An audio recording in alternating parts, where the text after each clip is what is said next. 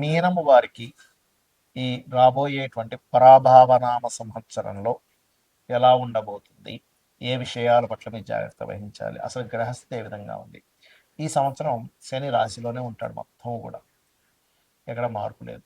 మధ్యలో ఒక్కసారి వక్రిస్తాడు, maybe July నుంచి ఒక 4 4.5 నెలల పాటు. అలా అలాగే 4లో గురువు ఉండే గురువు 5లోకి వెళ్ళబోతున్నాడు జూన్ నుంచి. కేతువు, రాహువు కేతువు కూడా 6 12 స్థానాల్లో ఉండే కేతువు, అంటే 6లో ఉండే కేతు 5లోకి వస్తాడు నవంబర్ నుంచి. 12లో ఉండేటువంటి రాహు 11లోకి వెళ్తాడు. ఈ యొక్క గ్రహస్థితిని అనుసరించి మీకు ఎలా ఉండబోతుంది, ఏ విషయాల పట్ల మీరు జాగ్రత్త వహించాలి అనేటువంటి అంశాలు చెప్తుంది నేనైనప్పటికీ చెప్పిస్తుంది సాక్షాత్ లలిత అమ్మవారిగా భావిస్తూ. ప్రధానంగా ఇక్కడ మీన రాశి చూసుకుంటే గురువు వెళ్ళి చతుర్థ భావంలో ఉన్నాడు. దీనివల్ల ప్రాపర్టీస్, వస్తువులు, వాహనాలు కొనుగోలు చేసేటువంటి విషయంలో కొంత స్ట్రెస్ అవుతారు, కొనుగోలు కూడా చేస్తారు. ఫైనాన్షియల్గా చెప్పాలంటే కాస్త జూన్ నుంచి ఇంకా బాగుంటుంది ఫైనాన్షియల్గా. అలాగే ఇక్కడ వివాహ సంబంధించిన విషయంలో కూడా మొదటి 3-4 నెలలు చాలా అనుకూలంగా ఉంది వివాహం కోసం ప్రయత్నం చేసేవారికి. జూన్ నుంచి కాస్త సంతానం కోసం చేసే ప్రయత్నము, స్పిరిచువల్ రిలేటెడ్ సాధనలకి జూన్ నుంచి బాగుంది చెప్పాలంటే. కేతు వస్తే ఇంకా బాగుంటుంది, గురుకేతువులు కలిస్తే కనుక నవంబర్ నుంచి ఇంకా బాగుంటుంది. కాకపోతే నిత్య జీవితము, డైలీ లైఫ్ స్థానంలో కేతు ఉన్నందుకు ఈ డైలీ లైఫ్ ప్లేస్లో ఎప్పుడైతే కేతు అయితే వచ్చాడో తెలియని కొన్ని ఆటంకాలు ఏర్పడుతూ ఉంటాయి. కాబట్టి మీరు ఏం చేస్తారు అయితే, ఒకటేంటంటే మనకి ఇంకా పరాభవ నామ సంవత్సరానికి ముందే కాస్త చంద్రగ్రహణం జరుగుతుంది. అది కొంతవరకు మీకు 6లో జరిగేటువంటి చంద్రగ్రహణం కొంతవరకు మీకు పాజిటివ్ ఫలితాలు ఇస్తుంది. కాకపోతే డైలీ లైఫ్లో జరిగే ఆటంకాలు తగ్గాలి అంటే నవగ్రహాలలో కేతు గ్రహం దగ్గర దీపారాధన చేయండి, ఖచ్చితంగా బాగుంటుంది. అలాగే కాస్త ఓం కామేశ ముఖ ఓం కామేశ్వర ముఖాలోక కల్పిత శ్రీ గణేశ్వరాయ నమః అని చేసుకోండి. అదేవిధంగా మరొక విషయం ఏంటంటే, ఉద్యోగ సంబంధించినటువంటి విషయంలో అనుకూలతలు అయితే ఉన్నాయి మీకు, మీ జీవిత భాగస్వామికి కూడా.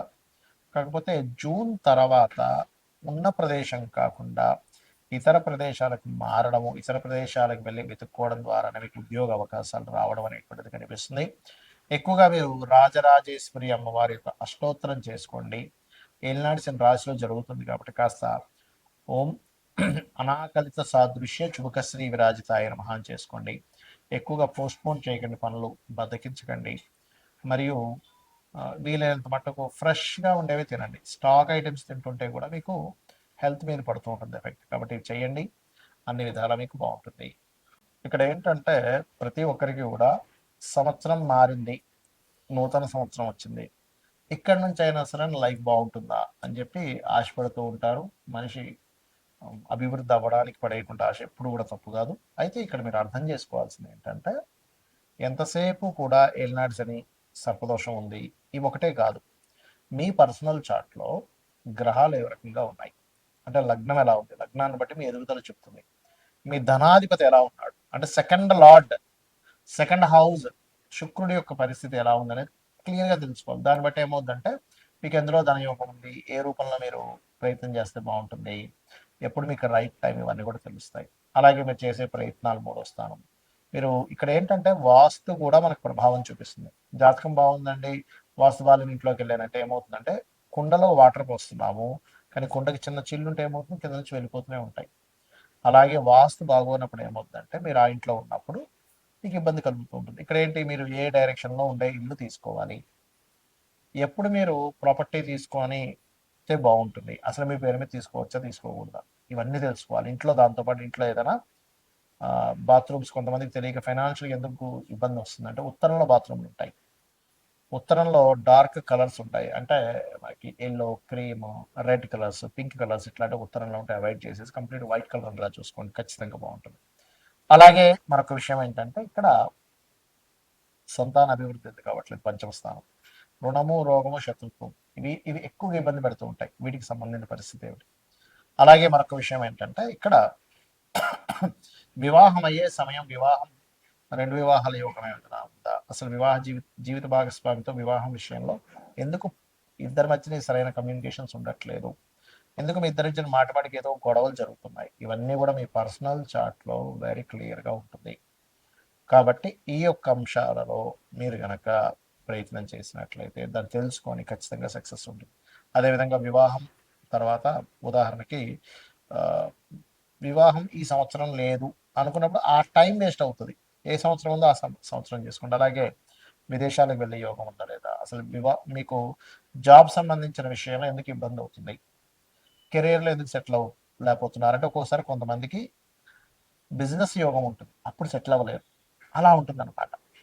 అయితే ఇక్కడ మరొక విషయం ఏంటంటే, ఈ సంవత్సరం ప్రధానంగా మీరు ఈ ఆదాయము, వ్యయము, రాజపూజ్యం, అవమానాలు వీటికంటే కూడా ఒకటే గుర్తుపెట్టుకోండి.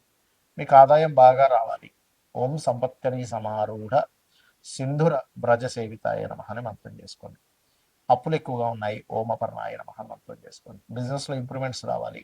ఓం ఇంద్రగోప పరిక్షిప్త స్మరతోనా భజంగికాయ నమః. అయితే ప్రతీది కూడా 45 మినిట్స్ చేయండి.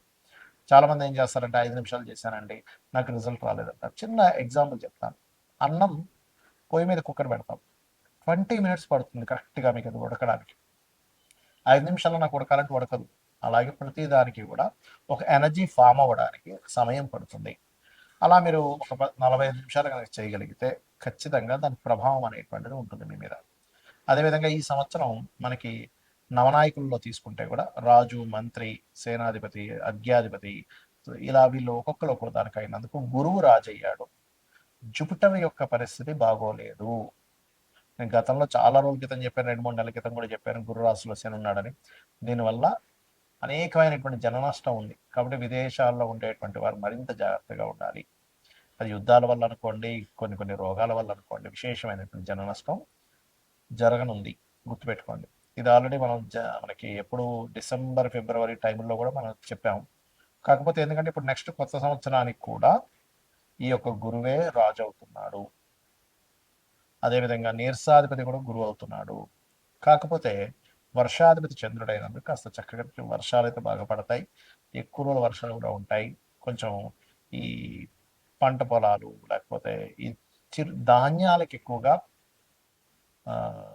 డిమాండ్ అనేది పెరుగుతుంది. ధాన్యాలకు గుర్తుపెట్టుకోండి. ధాన్యానికి ఎక్కువ డిమాండ్ పెరగనుంది. కాబట్టి ఈ యొక్క విషయాల పట్ల కాస్త మీరు అప్రమత్తంగా ఉండండి.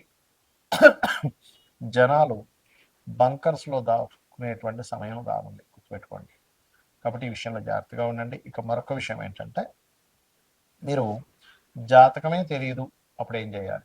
సింపుల్‌గా రోజు లలితా సహస్రనామాలు చేసుకోండి. డైలీ ఖచ్చితంగా బావుంటుంది. అదేవిధంగా మనకి లాస్ట్ టైం మనం చెప్పుకున్నాం. ఒక 4, 5 నెలల క్రితం కూడా చెప్పాను. సిల్వర్ రేట్ విపరీతంగా పెరగనుంది. మరలా బంగారం, సిల్వర్ రేట్లు ఒక రేంజ్‌లోకి వెళ్ళనున్నాయి. గుర్తుపెట్టుకోండి. ల్యాండ్ రేట్స్ కూడా విపరీతంగా పెరగనున్నాయి. కాబట్టి రెగ్యులర్‌గా లలిత చేసుకోండి. అన్ని విధాలా మీకు బావుంటుంది. శ్రీమాత్రే నమః.